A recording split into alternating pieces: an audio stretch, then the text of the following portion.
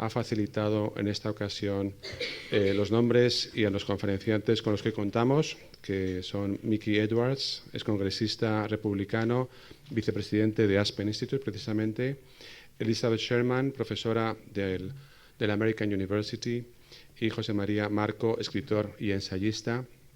La mesa la va a moderar David Blázquez, que es director de programas de Aspen Institute España y coautor del blog Americracia en el Mundo, ¿correcto? Como tú moderas, te presento yo, para que luego no tengas tú que presentarte. Y sin más, les deseo a todos una velada interesante y que obtengan de ella ideas y algún tipo de pista para saber qué va a pasar en noviembre en Estados Unidos y, por tanto, en el mundo. Cuando quieras, Manuel. Buenas tardes a todos. Bienvenidos. Es un gusto estar aquí otra vez en la Casa de América. Como secretario general de la Fundación Consejo de España de Estados Unidos, 3 mensajes muy breves, porque lo importante es que nuestros invitados puedan hoy comentar y analizar las elecciones. En primer lugar, explicar lo que es la Fundación. La Fundación es una asociación creada en el año 1997, sin ánimo de lucro, como fundación que es, y está orientada a organizar actividades de tipo académico, político, económico, cultural, científico con Estados Unidos para fomentar las relaciones y para buscar un mejor conocimiento mutuo entre ambas sociedades civiles, partiendo de la base de que Estados Unidos es un socio clave para España, un país muy importante. Está integrada por patronos que son empresarios de empresas que tienen intereses en este país y también instituciones como la Aspen Institute, Casa de América, con las cuales estamos muy honrados de colaborar. Hacemos foros anuales, España y Estados Unidos, y también tenemos programas de actividades para fomentar, como decía antes, el conocimiento mutuo entre ambos países. Para nosotros, por tanto, todo lo que pasa en Estados Unidos es clave, es vital, no hace falta que diga la importancia que tiene este país, y por eso pues nos ha parecido muy oportuno, junto con Aspen Institute y la Casa de América, tener un ciclo que se llama Ciclo Vota América, con 4 mesas diferentes. Esta es la tercera mesa que tenemos y ahora una cuarta, si no me olvido, creo que va a ser el 12 de diciembre, también aquí, para analizar las elecciones, una cuarta sesión postelectoral para analizar las elecciones y ver las perspectivas que se presentan. Por tanto, las elecciones son un tema clave que nos interesa muchísimo y tenemos el gusto de tener expertos de España y de Estados Unidos que van a hablar sobre este asunto. Tercer mensaje, y ya para finalizar, las elecciones en Estados Unidos importan, lógicamente, a Estados Unidos, pero también a todo el mundo. La potencia de Estados Unidos mundial es indiscutible en nuestros días y además son un fenómeno político, sociológico y cultural. Son elecciones muy diferentes a las nuestras, las concepciones son bastante diferentes, el sistema electoral también, las campañas, etcétera, con lo cual me parece un fenómeno muy atractivo y digno de seguir, más allá de que, como decía antes el director de las Casas de América, este año sean unas elecciones con unos ingredientes especiales por el carácter de ambos continentes. Muchas gracias y bienvenidos. Buenas tardes y gracias a todos por estar aquí. Quería comenzar dando gracias a Casa de América y a Consejo España, a la Fundación Consejo España-Estados Unidos. No es fácil trabajar 2 fundaciones juntas, mucho más difícil es trabajar 3 y, sin embargo, en toda esta serie ha sido realmente un placer poder compartir pasiones como es la política americana y hacerlo de una manera tan fructífera y tan sencilla bueno, quería comenzar agradeciendo esta colaboración. Aspen Institute es una fundación con origen en Estados Unidos en los años 50 y nace fundamentalmente por la preocupación, por una parte, y la pasión, por otro. La preocupación por el momento del estado de la sociedad, donde el desarrollo técnico llevaba a los hombres a lugares donde jamás habían imaginado, y el desarrollo moral de las decisiones que acompañaban a esos avances técnicos no seguía ese mismo paso. Con la intención de que ambos desarrollos fueran de la mano, un grupo de intelectuales, de empresarios, de sociedad civil en sentido amplio estadounidense, sobre todo en la zona de Chicago, se juntaron en el Valle de Aspen, invitaron a unos cuantos. Estaba Albert Schweitzer, estaba nuestro Ortega y Gasset, y se juntaron a reflexionar. El motivo, o la excusa, si queréis, era los 250 años de la muerte, del nacimiento de Goethe. Años más tarde, en España, en lo peor de la crisis, a algunos emprendedores locos de la sociedad civil se les ocurrió replicar, si cabe esa palabra, la misma experiencia en España. Nuestra pasión y nuestro interés es que el debate público en España tenga mejores niveles, que se debata mejor y que se haga con un espíritu humanista, no sencillamente con una preocupación técnica. Hasta aquí Aspen. En cualquier caso tenéis información en nuestra web. Y pasamos ya, y quiero pasar a presentar a los ponentes que nos acompañan hoy, que creo que es lo importante. Por una parte, y empiezo por mi izquierda, tenemos a Mickey Edwards. Mickey ha sido congresista americano durante 16 años por Oklahoma. Después de aquella aventura política y sin abandonar el mundo político, enseñó durante 11 años, si no me equivoco, en la Escuela Kennedy en Harvard y luego durante algunos años en Princeton. Después de eso, marchó a Aspen, donde fundó el grupo de políticos, el Congressional Program que se llama, que junta a políticos republicanos y demócratas para hacerles debatir y debatir mejor y juntarse. A mi derecha tengo a Elizabeth Sherman. Debo decir lo primero que es graduada de la Universidad de Tufts, de la que yo también soy graduado, y es lo más importante de su currículum, sin ninguna duda. Además de eso, es además fundadora del Centro para Women in Politics and Public Policy, es decir, la involucración de las mujeres en política y en políticas públicas. Un tema que vamos a recorrer en esta mesa con mucho interés. Después ha sido Research Fellow en el Centro para Liderazgo Público de la Universidad de Harvard, en la Kennedy School, y ahora es profesora de Política Americana en la American University en Washington. Más a mi derecha está José María Marco, es profesor de Literatura Española y de Historia de las Ideas Políticas en la Universidad de Comillas, es un apasionado de política americana, escritor prolijo. De sus últimos libros quiero destacar, sobre todo porque uno de ellos lo he leído con bastante pasión, una biografía de Antonio Maura y el último, si no me equivoco, Sueño y destrucción de España, los nacionalistas españoles, 1898-2015. Con este plantel vamos a pasar directamente a la conversación y quiero empezar, lo vamos a distribuir de la siguiente manera. Os doy el mapa de ruta para que a pesar de que la conversación luego pueda tomar direcciones inesperadas, sepamos más o menos hacia dónde vamos. Primero una serie de preguntas. Me tomaré la libertad de cortaros cuando crea que os estáis alargando. Primero una serie de preguntas sobre qué nos ha llevado hasta donde estamos. Luego un segundo bloque sobre las elecciones, el día 8, las encuestas, qué está pasando ahora mismo. Y un tercer bloque de día 9, qué va a pasar. Qué va a pasar en el Partido Republicano, en el Partido Demócrata, en Estados Unidos en general. Con ese mapa creo que podemos comenzar y lo vamos a hacer de la siguiente manera. En Europa nos preguntamos cómo es posible que Trump sea el candidato republicano. Creo que no nos lo preguntamos solo aquí y me gustaría preguntarte, Miki, ¿cómo hemos llegado a esta situación? By a bad way, I'm saying.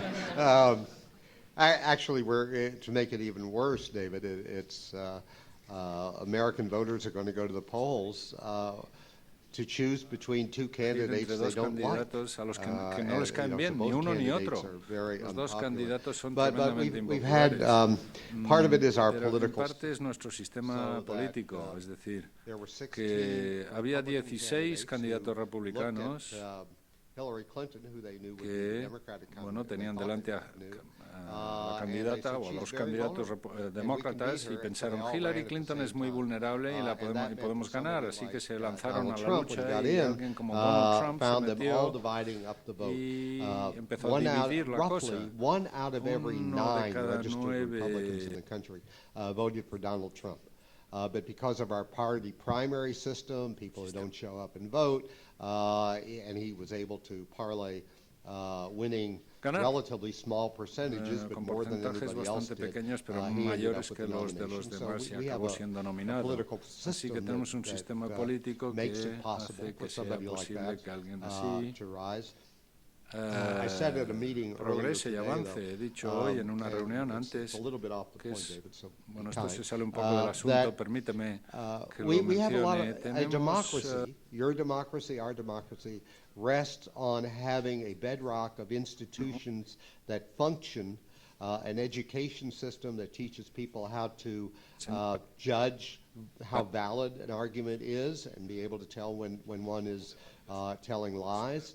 You need an education system that teaches civics and critical thinking and the humanities so that you're trained to be a citizen, not just how you can earn a living. We have failed badly in that. We have a news media that was so focused on how many ratings can we get that Donald Trump got lots of free time on TV that other candidates didn't get, and he's a celebrity. No han recibido, es una persona muy famosa en el mundo de la televisión. Tenemos un mundo corporativo, un sistema económico que ha desilusionado a muchas personas porque nuestras empresas practican la avaricia a corto plazo y solo miran los beneficios. Nuestro sistema de nuestras fuerzas y cuerpos de seguridad del Estado hemos criminalizado tantas actividades, disparos por parte de la policía y sobre reaccionan. Hay un montón to be unhappy with the system. And I'll just add this. One of the things that Donald Trump says that gains traction is the idea that we don't do a good job of negotiating trade agreements. Our Congress surrenders its right through what we call fast-track trade authority, surrenders the right to amend treaties to make sure American workers' interests are protected, and the result of it is there are a lot of people who feel very unnerved, they feel uncertain of their economic futures, and then when you add to that, and I think this is true in Spain as well, now in Europe, is that the social and cultural changes los cambios sociales y culturales que están teniendo lugar a una velocidad tan vertiginosa que la gente parece que pierde pie, no hace pie, y entonces es natural. En Europa ha ocurrido en el pasado que miran hacia un hombre fuerte que ponga las cosas y la casa en orden y que deje y que ponga todo en orden. Y es lo que ha pasado con Donald Trump. Es decir, supongo que no creo que vaya a ganar, pero es un candidato muy competitivo, por decirlo de has hecho varias referencias al sistema, a los medios de comunicación, a la cuestión de los tratados comerciales. Hay autores que le echan un poco más de culpa al propio Partido Republicano. Por ejemplo, E.J. Dionne, en un libro que ha publicado recientemente, dice que desde el 64, desde Goldwater, el Partido Republicano no ha cumplido las promesas que hacía a su propio electorado, y que por tanto la radicalización del propio partido se debe más a un incumplimiento de esas promesas que a unos fallos del sistema. Le quiero preguntar a Liz si está de acuerdo con este diagnóstico. Solamente un dato: la proporción de los republicanos que se define a ellos mismos como muy conservadores ha crecido desde el 95 hasta el año 2005 del 19% al 33%. ¿Qué ha llevado a esa parte del electorado republicano a irse más hacia la derecha? Well, I think that we have to keep in mind that the United States is a very huge country. There's about 310 million people living there. And all through our history, as you probably already know, there's really been a very big division between the North and the South. I mean, we had a civil war over slavery, right? So what we see in the United States is that the southern states very often have been very, very conservative. They've been very conservative on big issues like social spending, welfare, expanding the welfare state, more health care, more government intervention in the economy, all of these kinds of things. And this is a very, very large region of the United States, and it's growing. It's growing in population, and it's growing in political power. So I think it's important to realize there's a very major divide in the country geographically, number one.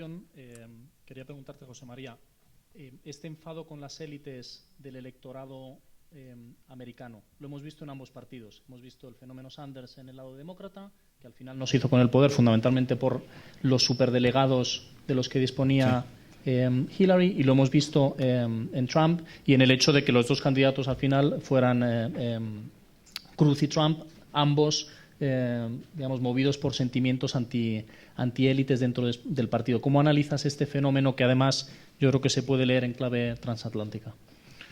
Sí, muchas gracias, David. Gracias al Aspen Institute por invitarme a esta mesa tan prestigiosa. Además, David y yo somos los españoles aquí, o sea que tenemos mérito. Sí, lo de las... a mí se han dicho ya muchas cosas sobre Donald Trump y sobre lo que ha pasado. Yo creo que conviene tomar el asunto también desde un punto de vista un poco más amplio. Es decir, la rebelión, como tú acabas de decir, David, contra las élites no es exclusivamente norteamericana, es algo que está ocurriendo en todas partes. Está ocurriendo en Italia, está ocurriendo en Francia, acaba de ocurrir, aunque de una forma muy tortuosa, pero ha ocurrido en Reino Unido, porque también es una rebelión contra las élites. Las élites, en este caso, es la Unión Europea, que es otra derivada, por cierto, de la cuestión americana. Entonces, conviene ver el fenómeno Trump y el fenómeno Sanders en una perspectiva un poco más global y menos... Bueno, está muy bien que se vea desde una perspectiva americana, pero creo que vale la pena verlo desde lejos, desde fuera, ¿no? Y ver que en España tenemos a Pablo Iglesias, quiero decir, que un señor como Pablo Iglesias, que no es más exótico ni menos exótico que Trump, por si acaso, vamos, es lo que yo pienso, que tiene 5 millones de votos y ha tenido una intervención fundamental hoy en el Parlamento. Entonces, los monstruos nacen en todas partes y tienen raíces y tienen causas, ¿no? Una de las causas es, también me gustaría tratar de que se comprendiera un poco en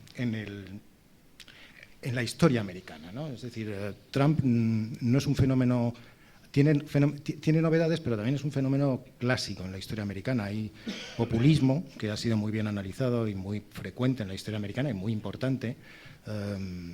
Hay nativismo, que también Trump hereda caracteres nativistas. Hay un libro que se ha editado recientemente que se llama Strangers in Their Own Land, de una profesora de California, no me acuerdo si era de qué universidad, que retoma el título de un libro sobre el nativismo clásico que se llama Strangers in the Land. Y este libro dice mucho tanto del nativismo y del populismo actual como de lo que es una cierta opinión norteamericana al enfrentarse a él, porque esto es una profesora que ha ido a Luisiana y ha ido a visitar a los votantes de Trump casi literalmente como en los años 30 un antropólogo iba a ver una tribu australiana, o bueno, australiana no, porque del Amazonas.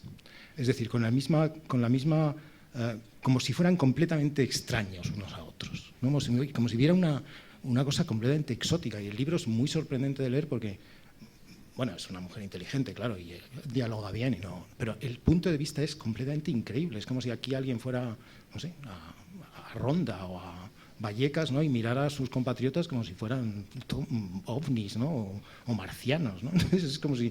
Eso es muy sorprendente, ¿no? También este fenómeno. También, además del nativismo, está el paranoid style de la política americana, que también es una larga tradición. Es decir, que creo que conviene verlo en perspectiva, tanto global como histórica, ¿no? Y luego, en cuanto a lo que ha causado el fenómeno, efectivamente, las élites norteamericanas han fallado. Les han fallado a su electorado en muchos sentidos. Yo no sé si se remonta a Goldwater, me parece una hipótesis un poco demasiado larga por parte de Dion, pero bueno, es igual. Aquí uno de un libro que yo escribí se llamaba La Nueva Revolución Americana, y fue un libro que tuvo bastante, que se trataba de explicar exactamente lo que había pasado con el movimiento conservador americano en los últimos 40 años. Se leyó mucho en tiempos cuando se editó, a finales de los 10, cuando estaba aquí Rodríguez Zapatero, y hubo tentaciones en la sociedad española de crear movimientos parecidos al Tea Party o algo parecido. Y ese libro había gente que lo quería utilizar de esa manera, pero se cortó aquello, ¿no? En España no hemos tenido un Trump de derechas y es algo que también digno de ser apuntado. ¿Por qué nace ahora Trump en Estados Unidos? Aparte de esto, es lo último que quería decir sobre esto, yo creo que también nace Trump es una figura que podía haber jugado su papel de muchas maneras, ¿no? Es un outsider, un empresario, y ha tocado las teclas, ¿no? De outsider y de empresario. Pero la que yo creo que le ha funcionado más, y me parece que se ve bastante bien en lo que se ha reflexionado acerca de esto en muchos textos norteamericanos, es la cuestión de la identidad. Es decir, hay una hay una crisis que no solo es norteamericana, ni mucho menos, que ocurre en todas partes, que se refiere a la representación política, a la forma en la que la gente se siente representada por sus políticos y no se siente muchas veces muy bien representada, pero también afecta a algo más profundo, que es como la dimensión de lo que es ser norteamericano en este caso, ¿no? O ser francés, o ser italiano, o ser inglés o británico, ¿no? Y en el caso norteamericano creo que la cuestión, y es ahí donde vuelvo a lo local en cierto sentido, se ha llegado el cambio que ha sufrido la sociedad norteamericana ha sido muy rápido, enorme, gigantesco y en buena medida contradictorio con la propia sociedad y con algunos de los valores que han fundamentado la sociedad norteamericana durante muchos años. Entonces, el cambio es tan grande, tan gigantesco sobre la familia, las mujeres, los jóvenes, que provoca, y se debe entender, me parece a mí, lo que ha ocurrido, provoca una enorme desazón acerca de lo que uno siente que es y la inseguridad que la nueva situación provoca, ¿no? Ser norteamericano ahora mismo es lo mismo, pero ya no es exactamente lo mismo que era hace 30 años, ¿no? Y en este sentido, el último factor que me gustaría aludir es también un poco la capacidad del presidente Obama para suscitar, no voy a decir recelos, pero sí voy a decir polémicas que a lo mejor se hubieran podido evitar si hubiera adoptado un tono menos activista de lo que ha tenido, ¿no? En este sentido, la presidencia de Obama, que estaba destinada a ser una gran presidencia, de hecho lo ha hecho y así lo ha sido, ¿no? Pero ha suscitado también una enorme reacción y las cosas se entienden también desde ese punto de vista. No estoy justificando nada, estoy tratando de entender un fenómeno tan complicado y que afecta a tantas cosas y que al mismo tiempo que es norteamericano puro, es también significativo de cosas que están ocurriendo fuera, ¿no? Y en ese sentido, si lo entendemos, podemos llegar a comprender otras cosas en Europa mismo. Creo que estoy haciendo muy bien mi papel de moderador porque Miki ha pedido ya la palabra. Yo voy a ir desapareciendo poco a poco y se van a automoderar. Miki. ¿O no? I was only going to say that that was a better analysis of what's happening in the United States than most Americans could give. It was very, very well done. I was just going to add this one other additional point that I thought of when you were talking, and that is to draw back when Richard Nixon was running for re-election, and there was a journalist named Pauline Kael. It's a very famous quote that she made. After the election, she said, I don't know how Richard Nixon could have won. I don't know anybody who voted for him. In the meantime, he had carried 49 of the 50 states.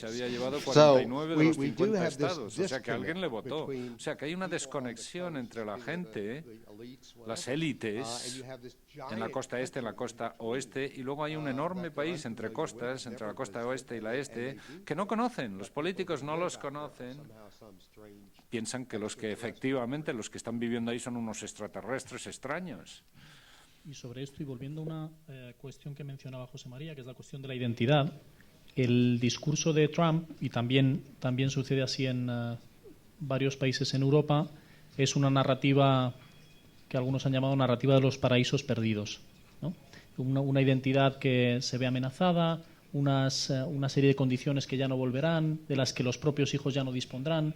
En un cierto sentido, la ruptura del sueño americano, especialmente para la clase blanca trabajadora, que es la mayoría del voto de Trump. Pero es que es además había una encuesta bastante interesante, y es que en el mismo estrato socioeconómico, tú preguntabas a latinos, preguntabas a afroamericanos o preguntabas a blancos, los latinos y los afroamericanos te decían que tenían un espíritu positivo, que veían el futuro bien, y los blancos en el mismo estrato socioeconómico lo veían todo muy negro.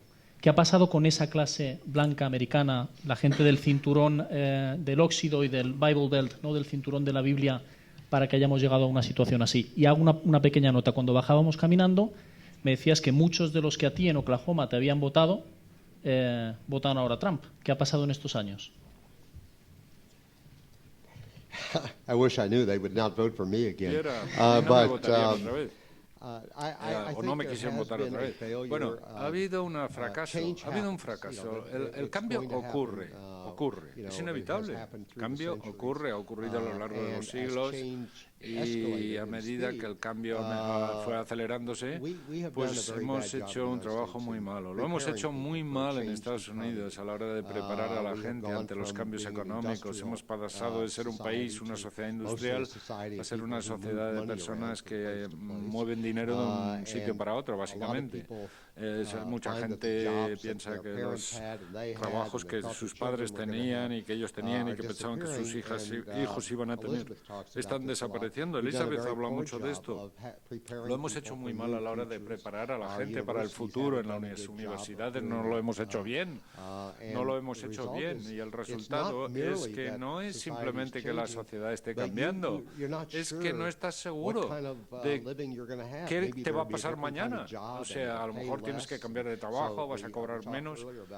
Hemos hablado antes. En Estados Unidos se podría decir que hay pleno empleo, pero hay muchas maneras de mantener el pleno empleo. Bueno, gente que, por ejemplo, cambia de trabajo y se va a otro trabajo y cobra menos. Sigue empleada, pero cobra menos. O sea que eso hay muchas maneras de explicarlo. Y hay muchas personas que no están preparadas para los cambios. O sea que, y bueno, los líderes en el Instituto Aspen tenemos un programa sobre el liderazgo político y uno de los y algunos de los invitados hablan a los supuestos líderes y les dicen: vosotros os dedicáis a decirle a la gente lo que tiene que hacer, pero no sois verdaderos líderes. Un verdadero líder empuja a la gente en la buena dirección, le ayuda a sacar lo mejor de sí misma a una tasa, añade, a una velocidad que puede sostener.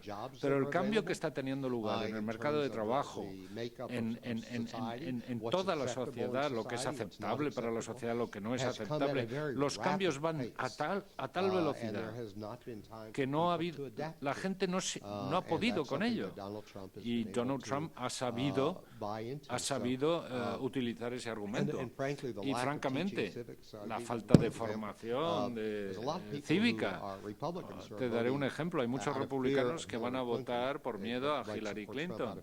Y van a votar a Trump por miedo a Hillary Clinton porque dicen: bueno, si Hillary se convierte en presidente, va a meter jueces en el Tribunal Supremo que va a introducir cambios a largo plazo en nuestra legislación que no nos gustan. Entonces yo saqué una copia de la Constitución para ver si ayer alguien la había cambiado mientras yo no miraba. Porque, según lo entiendo yo, los presidentes no meten a jueces en el Tribunal Supremo, sugieren personas al Senado, que puede decir que no, y en más de 24 ocasiones en la historia de los Estados Unidos el Senado se ha negado a designar a esos jueces. Pero hay un miedo en Estados Unidos y muchas veces no se entiende lo que está pasando, no entienden el sistema y se les engaña. Elizabeth ha hablado de los programas de radio, las tertulias, y se creen lo que dice Trump, y bueno, y así estamos. Esa es la parte no racional, digamos, del electorado. Sobre la cuestión de la Corte Suprema, para contextualizar, ahora mismo hay una plaza vacante, murió el juez Antonín Scalia y hay tres de los jueces restantes con más de 70 años. Luego se prevé que en estos 4 años el presidente tenga bastante capacidad para proponer jueces nuevos que decidirán cuestiones desde la segunda enmienda, es decir, si los americanos pueden llevar armas, hasta cuestiones del aborto. O sea, digamos, ese miedo a esas cuestiones, sobre todo digamos, tan candentes en Estados Unidos, es lo que está moviendo un cierto electorado a decir: bueno, Trump es un fenómeno de 4 años, pero esa Corte Suprema durará mucho más que él. Pero quería hacer una pregunta a Elizabeth sobre todo por su especialidad. Lleva años estudiando el fenómeno de las mujeres en política. Nos encontramos con la primera mujer que puede ser presidenta de Estados Unidos y, sin embargo, no hemos visto nada parecido al efecto Obama. Cuando un primer candidato negro podía convertirse en presidente negro, hubo una especie de locura generalizada y apoyo, sobre todo, y aquí lo vimos mucho en Europa. ¿Qué ha pasado para que el discurso del liderazgo femenino se haya movido más en términos de abusos sexuales que en términos de, bueno, Clinton puede ser la primera mujer en convertirse en presidenta de Estados Unidos?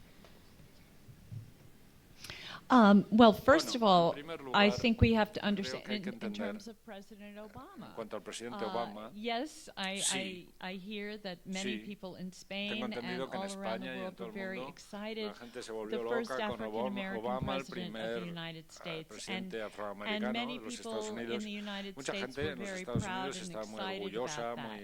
There were many people in the United States that were not happy about that. They thought, as I said before, oh, he is a liberal, an activist, he's from Chicago, and he's a Democrat. So what do we know about the Democrats? They are going to be expanding the welfare state. The Democrats have made themselves the party for civil rights. They have been carrying the torch for African Americans since the 1950s for equal rights, and in opposition to all the states in the United States that had the old laws that prevented African Americans from voting, from going into restaurants, from buying a house, all of these kinds of things. So you're all very well aware of the conflict in civil rights in America, and the fact that the Democratic Party became the champions of the African Americans. And so, of course, Obama is going to come and be the nominee from the more liberal party, the party of civil rights, the party of equal rights. But there were many people that were not happy about Obama, and that's one of the reasons, as I said before, why there was a very strong support for the reaction against him. So it was partially a racial or racist reaction against Obama. That's definitely been there, and we know that it's been a problem. But now we come to the issue of women. Well, women in politics is also an issue that has been advanced by the Democrats. So when you look at who has been elected to office in the state legislatures, in the Congress, pushing the leadership of women in the cabinet, we see across the board it's been the Democrats. Also, Democrats have been the home for the feminists who are fighting not just for equal rights and equal pay for women, but also for abortion rights in America and supporting the Supreme Court decision on Roe v. Wade on abortion. So Hillary Clinton has been a champion for abortion rights for women, for equal pay for women. She has been seen as a feminist icon. And so, you know, obviously a lot of feminists are extremely excited that she is probably going to be elected the president. But we also have to remember that women in the United States are just as diverse son muy diversas, tan diversas como los hombres. Hay de todo tipo de mujeres. Hay mujeres conservadoras. La mayor parte de las mujeres conservadoras en Estados Unidos que quizá probablemente voten a Trump, son mujeres de corte más conservador en materia moral, en materia de los gays, de la homosexualidad, del matrimonio homosexual, del aborto, y tienen sus ideas. Y no les gustan esas cosas. Y también no les gusta que el Estado sea cada vez más grande. Y hay muchas mujeres que no están de acuerdo y que no les gusta, no son defensoras ni partidarias de Hillary Clinton y van a votar en contra de ella. Por otro lado, no importa ya tanto que Hillary Clinton sea mujer. En realidad ya no importa. Hay muy poca gente que vaya a votar a Hillary Clinton porque sea mujer. Si Hillary Clinton fuera conservadora, republicana y estuviera en contra del aborto y estuviera en contra de la expansión del Estado social, hay muchas mujeres que votarían en contra de ella. O sea que no es ya esa la cuestión. Principalmente en estas elecciones y en casi todas, el género, el sexo, ya no es una cosa tan importante porque lo que le importa a la gente son las políticas públicas en relación con estos asuntos importantes. Yo creo que Hillary Clinton es demócrata, es progresista, y por eso hombres y mujeres van a votar por ella. Gracias, Liz. Se dice en España y en otros sitios que la política es elegir el mal menor, y parece que en este caso, en Estados Unidos, esa verdad se lleva al extremo, al mayor de sus extremos. De entre 300 millones de habitantes, muchos dicen, bueno, vaya dos candidatos que tenemos. ¿Por qué, José María, esa falta de popularidad? ¿Es una cuestión personal?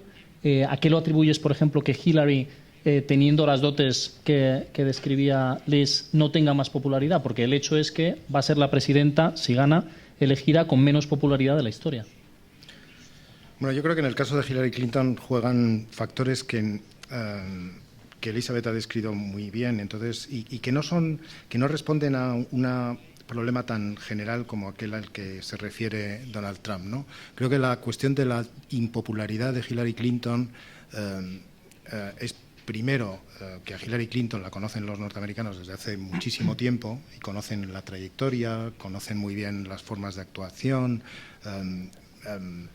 repite ciertas cosas que corroboran otra situación que también se da en Estados Unidos, que es la rebelión contra las élites. Entonces es identificada es la encarnación misma de la élite, ¿no? Es imposible que pueda separarse de ese papel, es decir, es mujer de presidente, senadora, es una mujer que encarna la élite norteamericana y, por cierto, muy bien, o sea que tampoco, pero la encarna, ¿no?, completamente. Entonces, entra en un momento en el cual todo eso juega en su contra. Por otra parte, la historia misma de la familia Clinton lleva a mucha gente a preguntarse por la dimensión del feminismo de Clinton, que es cierto, sin duda alguna, pero es irremediable, está ahí, no se puede soslayar este tipo de cosas. Entonces,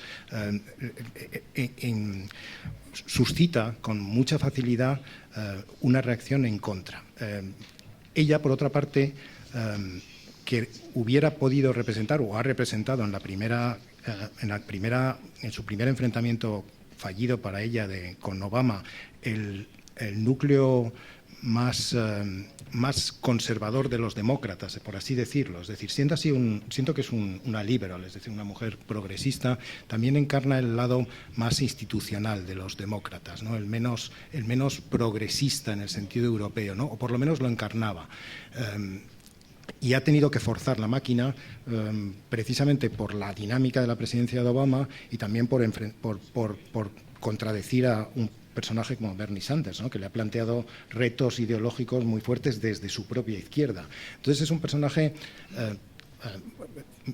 fantásticamente bien preparado, una gran política, sin duda alguna, y al mismo tiempo en el centro de todos los conflictos. A mí Hillary me gusta sobre todo porque es una mujer que conoce muy bien los conflictos, es decir, o un político que está en el centro, que ha estado toda la vida en el centro de los conflictos, pero eso, claro, en cierto sentido también le perjudica, ¿no? Entonces suscita demasiadas aristas, ¿no? Es demasiado fácil atacarla y es muy fácil construir una historia, como se dice ahora, un relato, una narrativa en la cual Hillary Clinton juegue el pim pam pum, ¿no?, de forma completamente injusta, por otra parte, pero es así.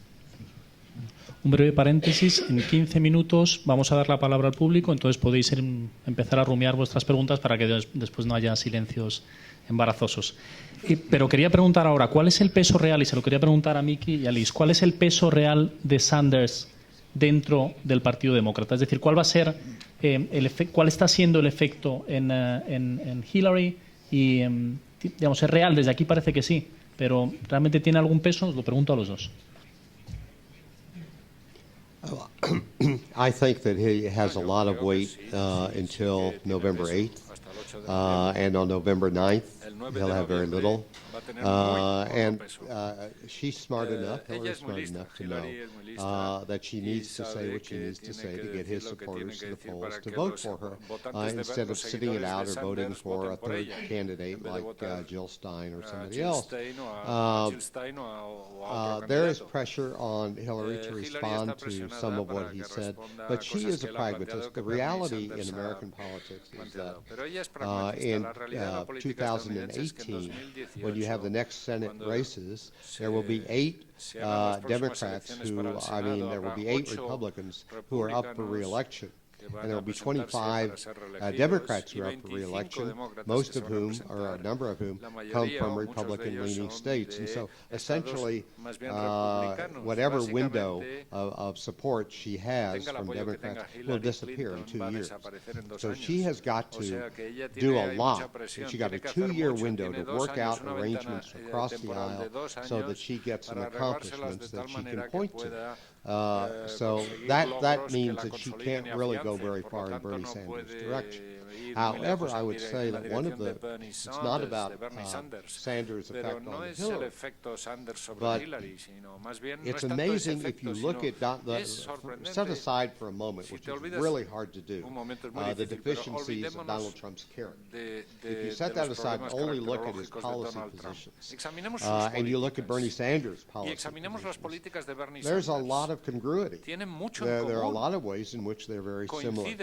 Their complaints about the system, their complaints about money in politics, their complaints about the effects of globalization. So what Trump and Sanders together have unleashed in terms of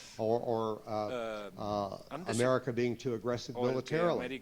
There are a lot of places where Trump and Sanders have been saying the same thing. Sanders is a much nicer person than Trump, but I think both parties are going to have to do something to address these problems. The bad effects on the American working class of the trade agreements, retraining for people who do lose their jobs, maybe not being so adventurous militarily, maybe being a little stronger about making American allies pay a little more of a share of the common defense. I mean, those are things where what Trump did, compared along with what Sanders had already laid the groundwork on, will have an effect on American policy. I don't know if you want to. Okay, well, I'm going to have to disagree a little bit with Mickey because I think maybe Bernie Sanders is not going to be the leader of the left after the election, but Sanderism is going to continue, and the reason is because the Democratic Party has moved to the left. A lot of Democrats feel that Obama was much too moderate, and that he was not radical enough, that he didn't fight back, that he needed to be a lot tougher against the Republicans, that we needed to have a public option, which means a public health care system, or, and Bernie Sanders says Medicare for all, which means a public health care system, which a lot of European countries have universal health care systems.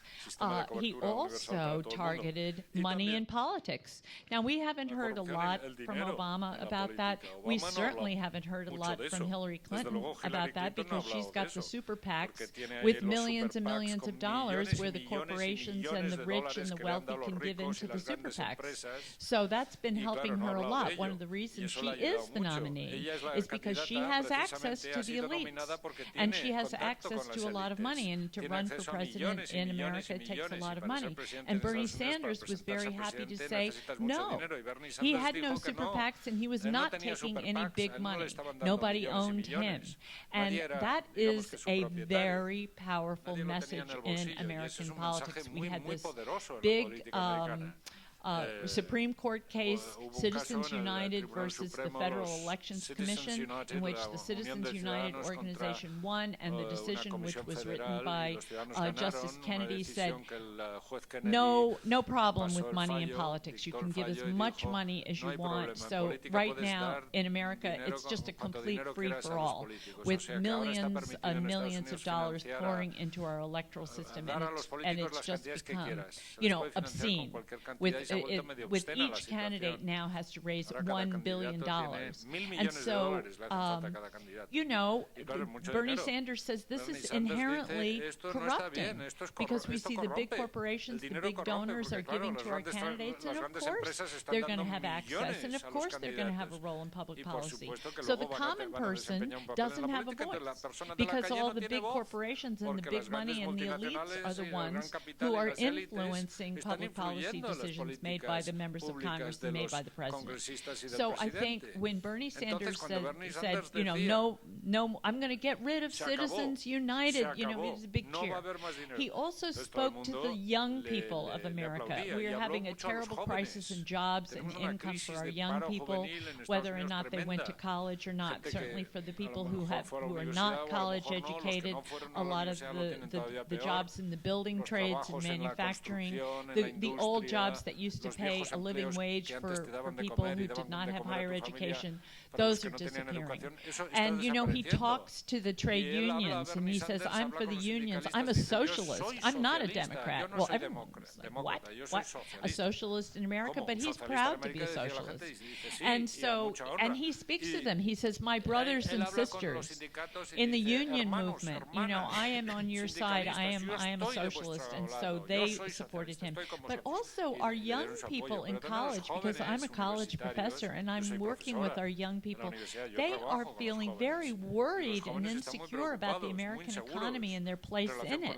So you have all this disillusionment and discouragement, and he gave them hope. He was like a wonderful grandpa. You know, grandpa is going to show us the way because he's so honest, which, you know, people have questions about the integrity of Hillary Clinton. No one ever heard of Bernie Sanders till this year, and there he is. But I think that one of the issues that was difficult for Bernie Sanders is that he is from Vermont, which is in New England, and he has not been a leader among the African American community. We have economic inequality. It's very, very serious. It's getting worse and worse and worse and worse. And for the white working class, we've talked about them. They've been used to sort of being on a good road, being on economic good jobs, but now we see that the economy has been very disrupted, and so they've been, you know, there's a lot of dislocation among the white working class, but African Americans and Hispanic Americans have never been in the good jobs. They have not had access to college. So those are the issues that Hillary Clinton actually and Bill Clinton spoke to those issues when Hillary Clinton was running against Bernie Sanders in the South. You saw the African Americans come out for Hillary Clinton, not for Bernie Sanders. He's a great champion of the working class and to get the money out of politics. But for African Americans, they feel, you know what, equality is still not realized in America, and we need a champion. And I think Hillary Clinton spoke to those aspirations. Vamos a pasar, y me quedo con las ganas de preguntaros sobre el papel del dinero en digamos, su desviación a los medios de comunicación y el papel de los medios de comunicación en la campaña. No lo voy a hacer porque seguro que va a salir esta pregunta por parte del público. Lo que sí que voy a hacer es preguntaros por los números en los que estamos ahora mismo en los porcentajes de voto. Es decir, encuestas de hoy, Nat Silver, 538, lo más fiable porque es una media de todas las encuestas. Ahora mismo dan a Hillary con un 46%, a Trump ha subido ligeramente respecto a la semana pasada, en torno a un 39,5%, 40%. Las probabilidades de ganar de Hillary un 87% frente a un 13% de Trump. Parecería que la cosa está hecha y, sin embargo, hay bastante preocupación por la volatilidad del voto. Es decir, por ejemplo, en la campaña anterior, entre Romney y Obama, entre los dos se llevan el 95% del voto. Ahora mismo, Hillary y Trump se están repartiendo el 85%. Es decir, hay un 10% del voto que no sabemos dónde va a ir y que puede modificar esos porcentajes. Es decir, tenemos que estar preocupados. Esa volatilidad y ese tercer candidato del que hablábamos, que es un voto que siempre oscila y que al final puede ir a alguno de los dos partidos. Es decir, ¿cómo está la cosa? ¿Veis claro que vaya a ganar Hillary, como parece que dicen las encuestas? ¿No? Please. I think that she is going to win the election. Hillary Clinton va a ganar las elecciones. I am worried about the people who, a lot of people who would support somebody like Donald Trump probably don't tell the pollsters Hay mucha gente que that. apoya a Trump y no lo dice. There is always a hidden vote for that kind of a oculto, candidate, and that's silencioso. something to worry Y about. eso es algo But preocupante, porque even hay if mucha she gente que va a does votar a win, Trump y no lo dice. Pero and si if, gana, those numbers were si gana right, Hillary Clinton, si esas I cifras son think that correctas, if si a gana person Clinton, like Donald Trump si Donald Trump can get close to 40% puede acercar al of the 40% American de vote, los that is something votantes to worry americanos, about. eso ya es algo preocupante en It sí says mismo. something very disturbing Dice algo about está pasando.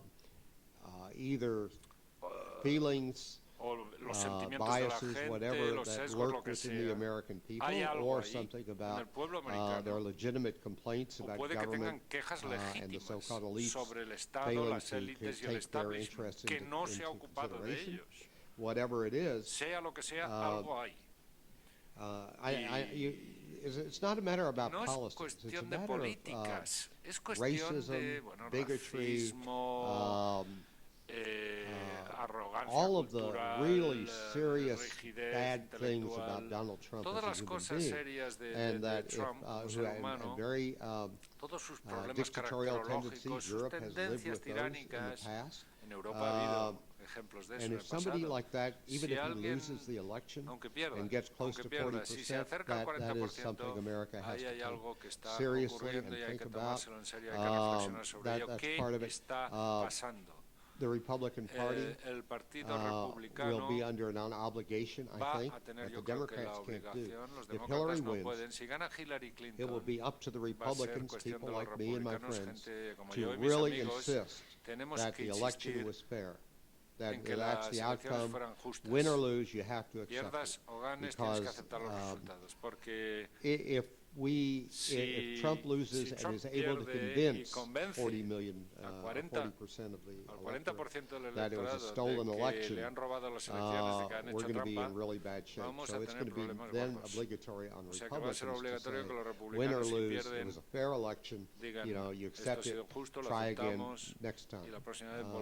If that doesn't happen, and frankly, some of my own party's leaders have shown a great lack of courage, great lack of principle in being willing to go along with somebody like Trump, who I know personally they despise, and they're still saying, we hate this guy and he's terrible, but please vote for him. I think that they are going to have to step up really big and say, she won, we lost, that's it. And if they don't, we're going to have real trouble bringing the country back together. Voy a pasar la palabra para acá, pero ahora te voy a preguntar enseguida sobre el futuro del Partido Republicano. ¿Vale? José María, ¿cómo ves América el día 9 de noviembre? Es decir, pase lo que pase, gane Hillary o gane Trump, ¿qué perspectiva vemos por delante después de esta campaña electoral tan absolutamente loca?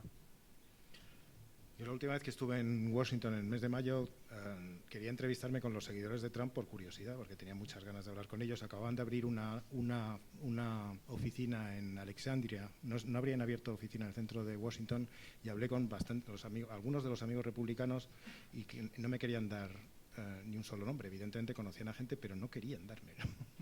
No Trump links, que fue bastante gracioso. Y luego me entrevisté con otro, un eminente neoconservador que tenía la oficina en la calle 15, justo enfrente de donde estaba el Washington Post, que ahora han tirado la redacción. Entonces la oficina suya daba a un solar gigantesco en ruinas, ¿no? Entonces era toda una metáfora que él se complacía mucho en explicar a su visitante, ¿no? Que en este caso era yo, y evidentemente estaba muy bien aprendida y muy bien ensayada, ¿no?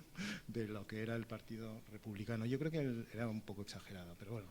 El 9 hay un aspecto político que espero que los norteamericanos o la clase política norteamericana haya aprendido, y es que no se puede vivir sin dialogar, y mucho menos en un sistema americano. Es decir, el sistema americano está concebido para que los políticos dialoguen, y ahora no dialogan, o dialogan con mucha dificultad.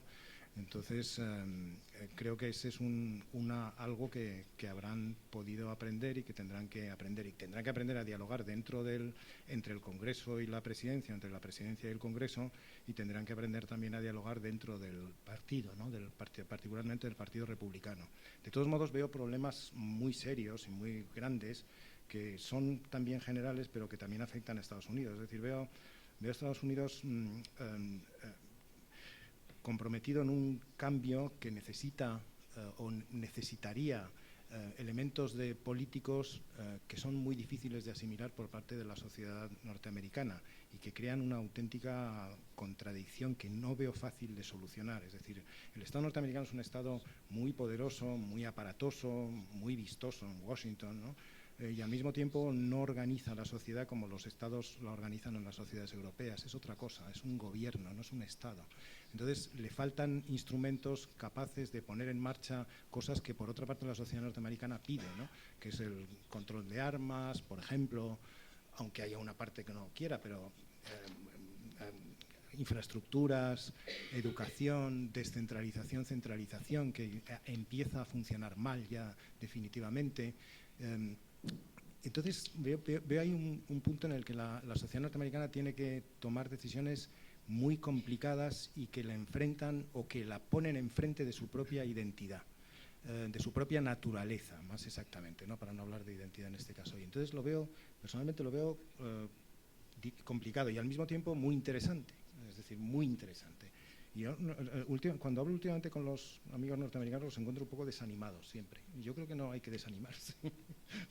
No hay que desanimarse. Es decir, Estados Unidos ha dejado de ser para los demás, y esto lo ha conseguido en los últimos años, un país tan excepcional como era, ¿no? Ya no es la shining city upon a hill, ¿no? Para los demás no lo es. Y sin embargo es muy importante, y es muy importante que Estados Unidos sepa gestionar con madurez, porque lo puede hacer, imagínate, la fuerza intelectual y económica y social que tiene, ¿no? Y cultural, esta contradicción tan seria que en realidad también nos afecta a todos, porque es verdad que los problemas son propiamente norteamericanos y no son trasladables a las sociedades europeas, y eso es difícil entenderlo desde Europa, ¿no? Pero también es verdad que cualquier cosa que pase allí nos va a afectar a todos. Entonces, estoy a la expectativa. Y esto tiende un puente para hacer una pregunta a Liz. ¿Qué Estados Unidos vamos a ver? ¿Más intervencionista? ¿Un Estados Unidos obamiano, cauto, menos intervencionista, más nacionalista? ¿Cuál va a ser la política exterior de Estados Unidos si gana, por ejemplo, imaginemos, Hillary? Well, I think that in terms of foreign policy, there's always been a very strong emphasis on American military might. And I think that goes across the board.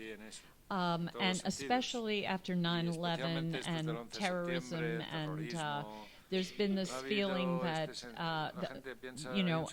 American military has to be strong, and because there's a very serious terrorist threat in the world. And I think Hillary Clinton also has been more hawkish about using American military power in places like Syria, and Hillary Clinton also has been very antagonistic to Putin and to Russia on Ukraine. And so I think there's a real possibility coming forward if Hillary Clinton is the president of a new Cold War, which I don't think is in anyone's interest, but you have two people who are going to be very antagonistic towards each other already, and that probably is going to continue. But there's no question that the American economy has not been functioning very well. Growth has been slow, and so the Treasury has not been bringing in enough revenues, and we have a lot of big problems in terms of the federal budget, which have to do with our big social programs of Social Security and Medicare, which are primarily for elderly people, and people are living longer in the United States, and so they get Social Security pensions, and then they also get medical care, and medical costs are going up. So there's a big problem here. That's our elephant in the room of our big social programs for the elderly. So that's number one. And then compare that with what David was just asking about the military. Yes, of course. America's going to have the best military, and all of this kind of thing, and confrontational with Russia, and who knows, maybe with China. But how expensive will that be?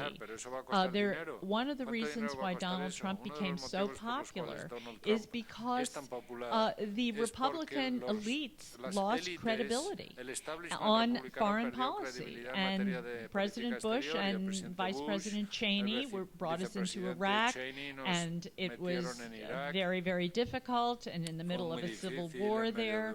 And so, yes, Saddam Hussein was deposed, but it has been an ongoing conflict, and there's an ongoing conflict in Afghanistan, and may I tell you, this is extremely, extremely expensive.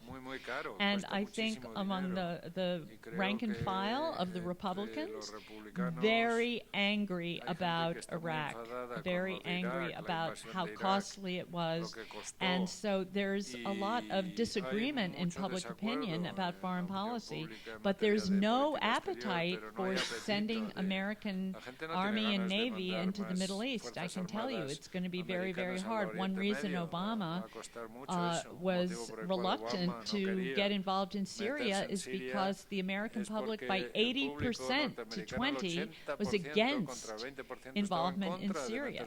So he can read the polls, the Republicans can read the polls, and it's unclear about America's role in the world going forward. Yes, a lot of mistakes have been made by the elites, and I think Hillary Clinton will have a big challenge in terms of diplomacy, because there's no appetite for military confrontation.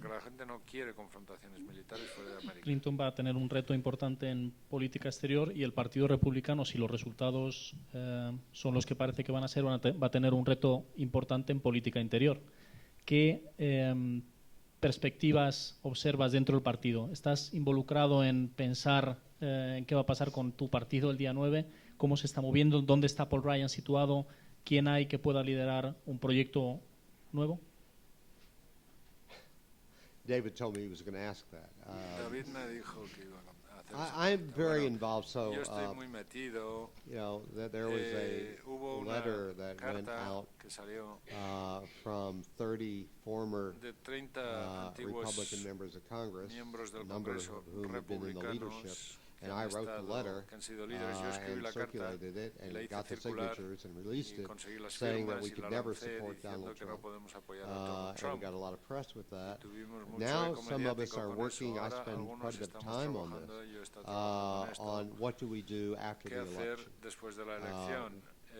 If we do, si- you know, maybe if Trump wins, well, si gana it won't Trump, matter pues because we're no all going to come importará live in quizá Madrid. porque vamos a But, vivir a Madrid. but Vendremos todos a Madrid. assuming that Pero, that doesn't happen, si no ocurre eso, we really have a suponiendo que no couple of ocurra eso, choices. tenemos dos One is posibilidades. to Una try es to reassert intentar ourselves, get together, there's quite a number of us, nuestra reassert postura, ourselves to somos bastantes, get the Republican Party back to the reafirmarnos, sanity that it once volver had. a la cordura. Democrats didn't think we were Los sane because we didn't demócratas support all their ideas, but no pensaban que rational estábamos demasiado cuerdos political porque party no apoyábamos todas sus and ideas, pero volver try un poco a to ser see más whether we racionales. can get Intentar control ver si of it, get back to podemos that, make volver a reforms in mantener, our a nominating recuperar el system control, volver a tener un and sistema governing de and just designación de try candidatos to que sea racional, de elección de recapture what the gobernadores que sea Republican racional y Party was. recapturar lo que éramos. And if that will Y be hard, si that eso will va a not be ser easy to difícil, do, no va a ser fácil. because a lot of the people on the porque mucha Republican National gente Committee who en make the el rules for the Comité party Republicano are also Nacional Trump supporters. son So también, if that's too difficult, apoyan well, también a Trump. Abraham Lincoln Si had eso es problems demasiado with difícil, Abraham Lincoln his tuvo party problemas after con su the partido Mexican-American después de War, la which guerra was a mistake, mexicana and americana left, entre and Estados he Unidos y and México, que fue un gran error. friends Y created a new political party. creó un nuevo partido. And so Y our options are either nuestras opciones fix son our party o arreglamos nuestro partido or create a new one. o creamos And we're otro. looking at both Y estamos examinando ambas possibilities. I opciones, will las say, posibilidades. Digo, I sí just- diré, I've said this earlier today, esto lo he dicho antes, the Republican Party, el Partido whichever Republicano, framework it is, our sea new cual sea Republican Party, or el taking Partido back the old one, Republicano will not go nuevo, away. la refundición Republicans del are antiguo the no va a national party of the desaparecer. United States. El Partido Republicano es el Republicans Partido control most Nacional of de the los Estados governorships, Unidos, most of the controla state la mayor parte legislatures, de both los houses of estados, Congress. ambos, After the next elections ambas in cámaras, en el 2018, Congreso, después de Republican-controlled Congress will 2018, be even greater el than it has Congreso been va a tener más control todavía because of the republicano number of people debido al running número in de the Senate. personas que So están I en el think Senado. for the idea of having two viable, La idea- decent, sane parties, La idea, yo it's sigo going to be really creyendo en la idea de important that tener those dos of us partidos in my party, decentes, buenos y get it back on cuerdos, y es track so importante that que we don't volvamos a recuperar el again camino find ourselves para putting que somebody no like nos Donald metamos en Trump otro up berenjenal for the como el de American Trump people to consider. para que la gente lo vote. Gracias, Miki. Si os parece, Bueno. abrimos la discusión. solo hay 3 reglas. La primera es que os presentéis diciendo vuestro nombre. La segunda es que la longitud sea casi la de un tuit. Si os quedáis cortos, todavía mejor. Y la tercera es que vuestra intervención termine con un punto interrogativo, es decir, que sea una pregunta de verdad. Tenemos una mano levantada por ahí al fondo. Good night. My name is Carolina Peguero. I work at the Embassy of the Dominican Republic, and I am an AU alum. So, welcome, Professor Sherman. I had 2 questions. One would go in the lines of cybersecurity. So we've seen a lot of hacking in the the Democratic Committee. We've seen it in the WikiLeaks. So I was wondering, what do you think the role is of cybersecurity and cyber hacking in this election cycle? And my second question would go in the direction of accepting the results of the election, that Mr. Trump has repeatedly said that he wouldn't unless he wins. So I was wondering, what were your opinions on those 2 issues? Thank you. Well, I have to take this answer because I'm so thrilled and delighted to see an alumna of American University. So nice to meet you. Wonderful. So we did a good job. On the first one, I think welcome to the future, everyone. This is the new future of hacking, and your email is not safe, and your texts are not safe. So be careful what you say, because you're going to see it in the newspaper. There is no protection. There is no protection now about hacking. You know, I have friends who call me up and say, oh, guess what? I was hacked. My bank account was hacked at my bank. And so now they're taking the money out of my bank account. Yes, so this is happening everywhere. We all know it. And so these cyber attacks, you know, cyber attack is de rigueur for foreign policy, is it not? I mean, as everyone in this room knows, the United States was very involved in cyber attack on Iran, right, to destroy their nuclear capability. We all know that. But it's not just in foreign policy. It's everywhere. It's on everything. It's in politics. And so I think that now we are looking at the brave new world, that anything that was ever in an email or anything that was ever in a text is going to be on the front page if you are aspiring to be a political leader. So for you young people, just be careful what you say online. And the second question is, it's completely in character with Donald Trump to say, I'm not sure if I'm going to accept the results of this election because the election is rigged. The election is rigged.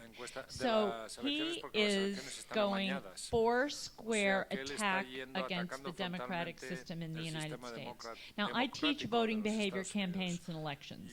So I know how our voting behavior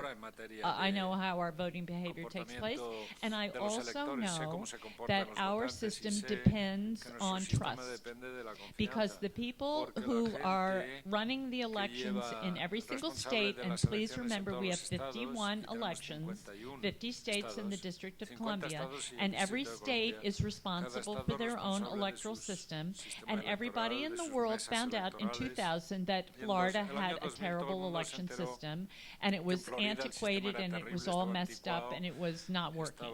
And so the only reason we know about Florida is because somebody took the lid off the box and they looked inside the box of the electoral system in Florida, and it was a total mess. I'll tell you, 49 other states plus the District of Columbia were breathing a sigh of relief. Thank goodness that didn't happen here, because it was a big mess. Now, we had legislation after that for voting, for changing all the voting to make it fair, to make sure that if people were voting for the Democrat or the Republican, it was going to be recorded and it was going to be an actual vote, and we've made a lot of progress there. But the people, if you come in, if you are, let's say, living in New Jersey and you come in to vote, someone is going to be sitting there and they're going to be asking you your name and where do you live, and here is your ballot, and that's just a system of trust. That's just a system of trust. And they are all volunteers. They're all volunteers. Now, what did Trump say to the American people? Trump said, no, this American election is going to be rigged. May I tell you, between 2001 and 2014, we had over 1 billion voters. That's for the mayor, that's for the city councils, that's for the county commissioners, that's for state legislatures and governors, that's for Congress. We have a lot of elections. We had over 1 billion people voted during that time. There were 31 fraudulent or suspect voters. So for him to say to the American people, it's all rigged, the illegal immigrants are all voting, the blacks in Philadelphia are voting 20 times, this is what he has said. So he is destroying trust in our American system. He's destroying trust in our American system. And to add insult to injury, he's not sure if he's going to accept the outcome. Let me just quickly add that in America, there are no national elections, and all the elections are state elections. They're all controlled by the states. Most of the states are controlled by Republicans, so most of the people who are controlling the election process are going to be Republicans. And so, nothing Trump says, could be stupid. Well, he says a lot of stupid things, but nothing could be more stupid than that. Siguiente pregunta. Teníamos la palabra pedida por allí. Quería solo decir que todo sistema legal tiene grietas. La primera me la han encontrado ya y es que hacemos una pregunta, ¿vale? Para tener más espacio todos. Sí, buenas tardes. Javier Blana, de la Universidad Rey Juan Carlos. Hace poco en el Reino Unido votaron lo del referéndum del Brexit y unos días antes de que tuviera lugar el referéndum fue asesinada una diputada laborista. A raíz del asesinato de la diputada, parece que en las encuestas el voto a favor del Brexit parece que menguaba, pero lo real y lo cierto es que poco después se demostró que había mucho voto oculto porque la gente cambió lo que decían las encuestas, pero no lo que pensaba, ¿no? Mi pregunta es, ¿existe voto oculto en Estados Unidos? ¿Cuál es su cuantía? ¿Y a favor de quién es ese voto oculto? Es decir, a la gente que quiere votar a Trump le da vergüenza votar a Trump y no lo dice, y entonces al final los votos van a ser muchos más, o lo mismo existe para Hillary Clinton, o esto está también captado por los que hacen las encuestas y demás. Gracias. Nobody knows it, and that's not in the polls. What can you say about this? I didn't understand a single word he said. No translation.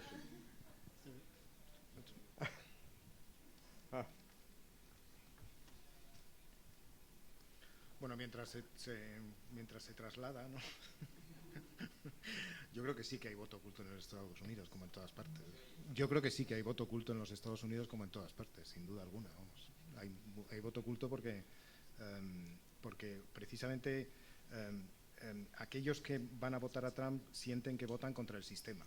Es decir, el voto oculto es natural, está dentro de la naturaleza, de la lógica del asunto. Es decir, tal como se plantea los referéndums o este tipo de elecciones en todo el mundo y no solo en Estados Unidos, el voto oculto es casi imprescindible porque la gente siente que está haciendo algo que pone en cuestión todo el sistema. Entonces, se siente penalizada en cierto sentido. Entonces, ese voto oculto existe. Y existe aquí, y existe en otros sitios, y existía en UK, ¿no?, con el Brexit, seguramente existe en Italia ahora con el referéndum de ¿cómo se llama? De Renzi. Es decir, es lógico que haya voto oculto porque se está votando contra el mainstream, se está votando contra el establishment, se está votando con aquello que tiene capacidad de castigarte. Es así. Entonces, si usted quiere votar a Trump, pues no lo dice, porque sabe que le pueden penalizar, y le pueden penalizar además en todas partes. Penalizan en el trabajo, en la universidad. Le penalizaban antes, no por votar a Trump. Es decir, votar a Bush ya era una cosa complicada en Estados Unidos, y decir que votas aquí a Rajoy o a Aznar en la Universidad Española, pues eso no está bien visto precisamente. O sea que no nos vamos a engañar acerca de la naturaleza del voto oculto en una elección como esta, en la que además las cosas se han tensado tanto, ¿no? Bueno.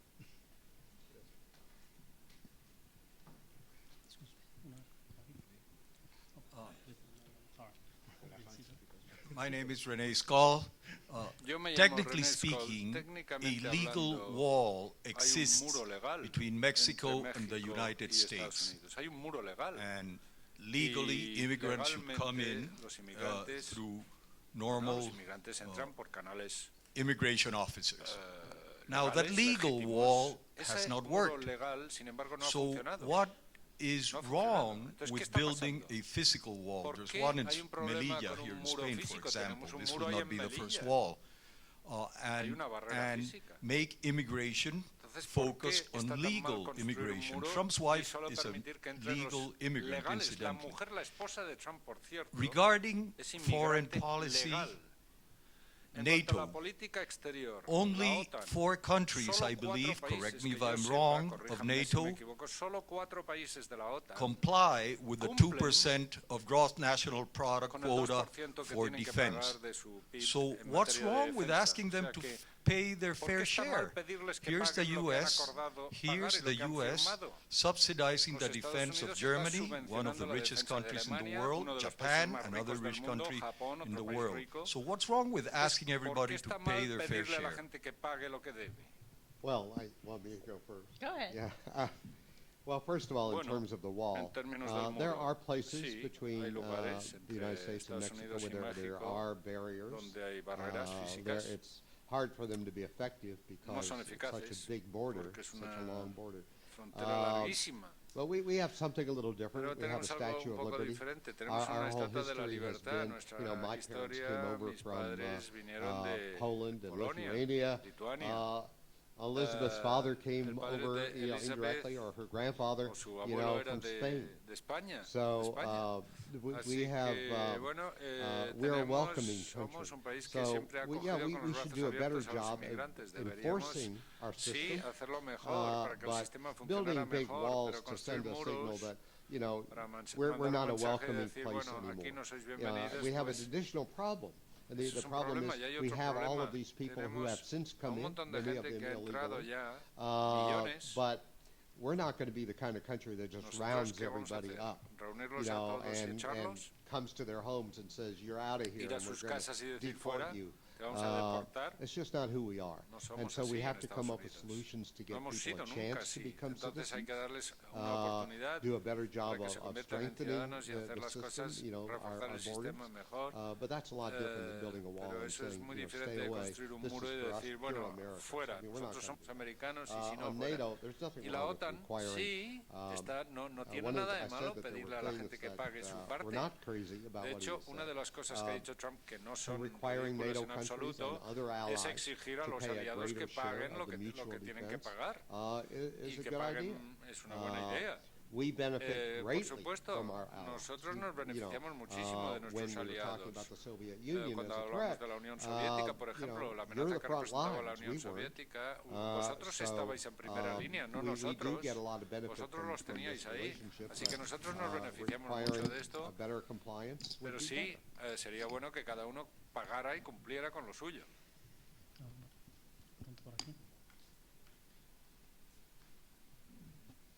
My name is Megan O'Farrell. I'm from Ohio. Megan O'Farrell, soy de Ohio. New Philadelphia, south of Cleveland. I'm from Cleveland. Are you? Soy de Cleveland, de Ohio.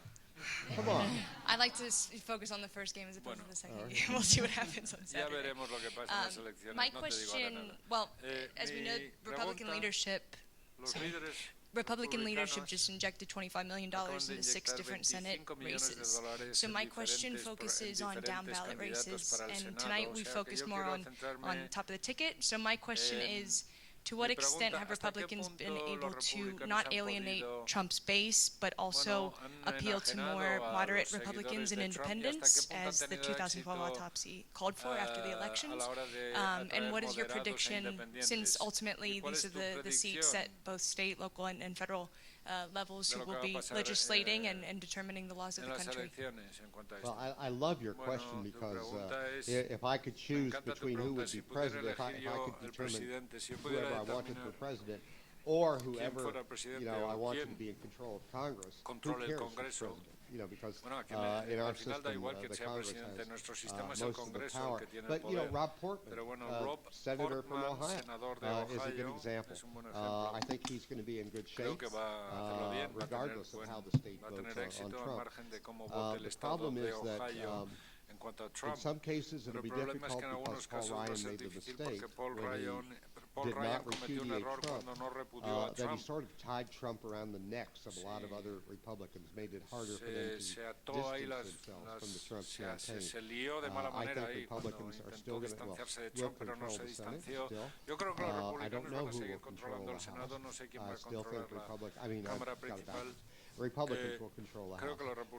I don't know for sure about the Senate, but I think a lot of the Republicans are going to be able to distance themselves enough, to keep control of the Senate.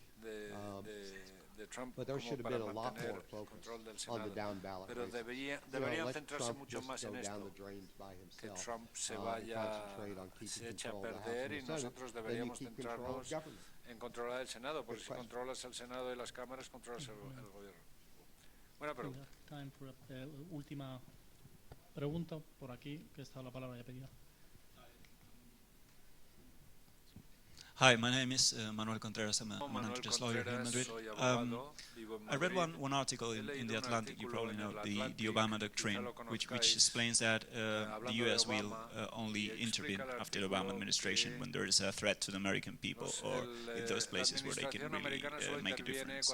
And as a result, this has been a move from a transatlantic influence to a more Asia-Pacific region influence. And well, my question is that, do you agree with that? And do you expect that Obama doctrine to be perpetuated if Hillary Clinton wins the election? Thanks very much. Well, you know, when Hillary Clinton was the Secretary of State, she was arguing on the side with Robert Gates, who was the Secretary of Defense and a Republican, that the United States needed to intervene in Syria, needed to be providing material, that they needed a no-fly zone, and that would cause, you know, more of a confrontation. And Obama was just saying, you know, that Syria is a complete quagmire, we're not going there. But she has already shown us that she's going to be more hawkish in the Middle East. So I don't think the U.S. is going to be turning away from all of the conflicts with ISIS and Assad and all of that in the Middle East. So she's going to be in favor of a more hawkish position like the neocons. She is more allied with the neocons. And that has been a criticism of Hillary Clinton. Now, as far as the Pacific area goes, I mean, if you're all watching what's happening in the Philippines, you're seeing that the Philippines is beginning to say, we want to be aligned with China and forget about the U.S. And I think there's a very clear danger with Vietnam and other countries in the Pacific area, Indonesia, that are very, very concerned about the rise of China, and they feel squeezed between the superpowers. Are they going to remain aligned with the U.S.? Maybe not, because they see, oh, we're going, you know, Duterte says, we're going to have a big investment here from China. We'll see if that happens. But in the meantime, you're just saying goodbye to Uncle Sam.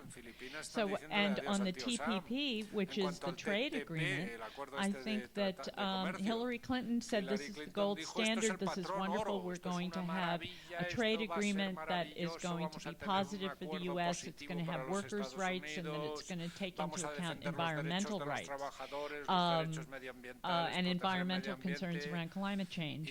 And, you know, Obama was very, very proud of this, and so what has happened, Bernie Sanders, Donald Trump say this is terrible, and so the American people are saying, you know, these trade agreements are terrible, and so we want none of it, and so the TPP is probably going to go down. I think, you know, we're going to see more confrontation, as I said before, with China, and more confrontation with Russia, and I think that's very, very, very worrisome, because there are so many domestic needs that have to be addressed. These issues with our social programs for the elderly, these problems that we have with infrastructure, these problems with the debt, these problems with taxes. And after this election, to get to this point about Congress, we're going to see the Tea Party caucus, the Freedom Caucus, getting bigger and bigger in the House of Representatives.